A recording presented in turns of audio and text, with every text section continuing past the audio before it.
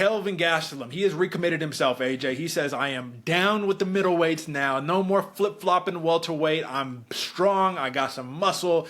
He's a 33-year-old who, AJ, I'm going to be real, the prime days of Kelvin Gastelum have probably passed us.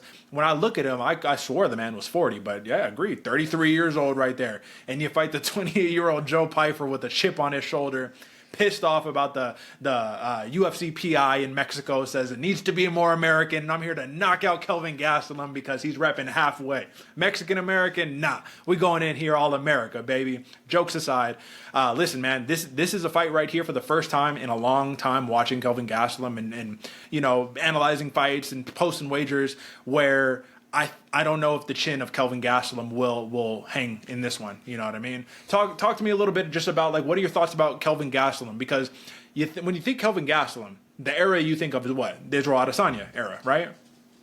Absolutely.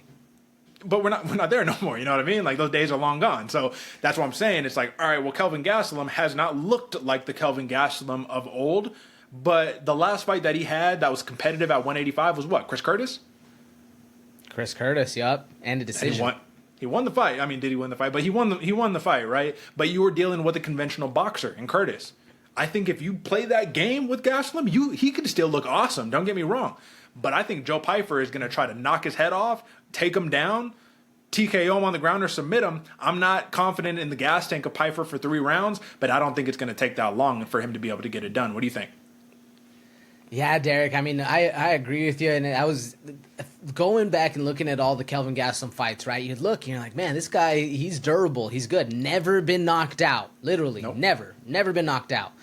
But this is the fight, man, where this has a good possibility of happening. I mean, Joe Pyfer, long, lanky, he hits you with power, like, this guy, comfortable at range, ending close, like, he's able to do it all, right? Like, Joe Pyfer is one of the new breeds of fighters that we're seeing going, and I agree with you. As even you were saying, when you think of a good Kelvin Gastelum fight, you think of a prime Kelvin Gastelum, is Izzy Adesanya.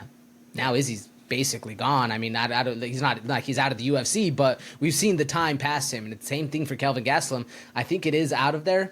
I'm more curious if Joe Pyfer is able to get a finish, right? Does he try to be the first person that knocks out Kelvin Gastelum? Because I agree with you, it could happen from a takedown and then a ground and pound.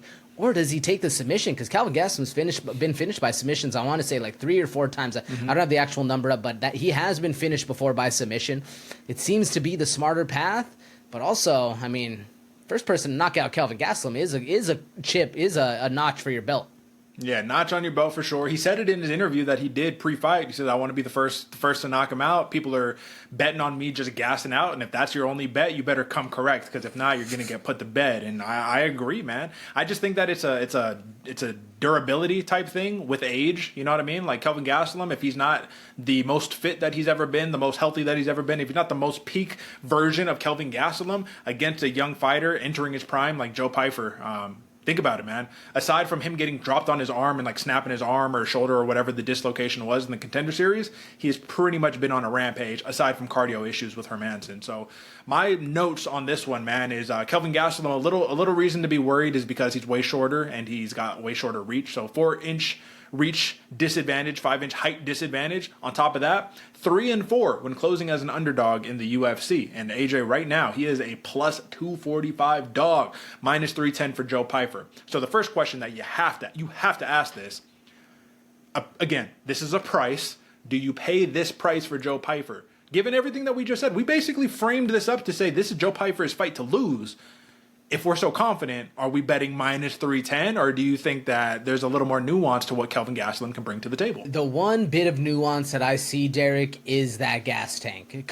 Have we seen Joe Pyfer gas out? Yes, and it's at elevation.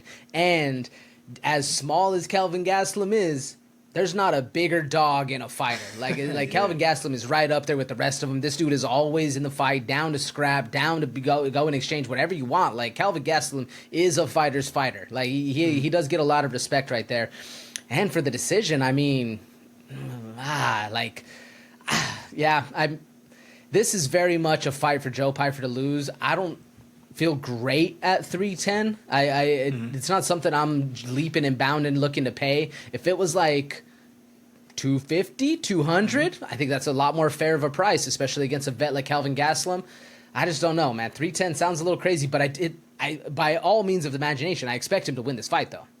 Okay, fair. Well, then you have two options. You can either go rounds and just say whoever can get it done in the rounds, we're going to take that, or you can go with the prop, right? I am actually intrigued, man. Under 2.5, even money right here. Bet 100, win 100. I'm really, really intrigued, folks. I think with everything connected here, with what we've seen from Kelvin Gastelum, who knows if he even makes weight at 185. I just saw the pictures come out, the Getty pictures, you know. It just looks a little concerning. That's all that I'm going to say. We've seen Kelvin Gastelum before. It just looks like he's larger than he's been before. I'm interested in that under 2.5, even money right here. I think Joe Pyfer is the play. I will not bet you at plus minus 310. That sounds weird to say, but you know, it's too high of a line for me to bet on Joe Pyfer. He will be the rightful winner in our estimation consensus pick, but I'm going to go ahead and I'm going to rock under 2.5 rounds right here. Are you with me, or are you seeing something else? No, I like that one, Derek. For a while there, I was looking at that plus 400 submission because I think that's the easier route if you're going to finish Kelvin Gastelum. But, I mean, under 2.5, that's the majority of the fight. Even money, yeah. I take that all day. All right, Pyfer, 7 first-round finishes in his 13 career wins. But then again, Gastelum has never been knocked out in 28 career fights. Should be an interesting one. All right, folks, up to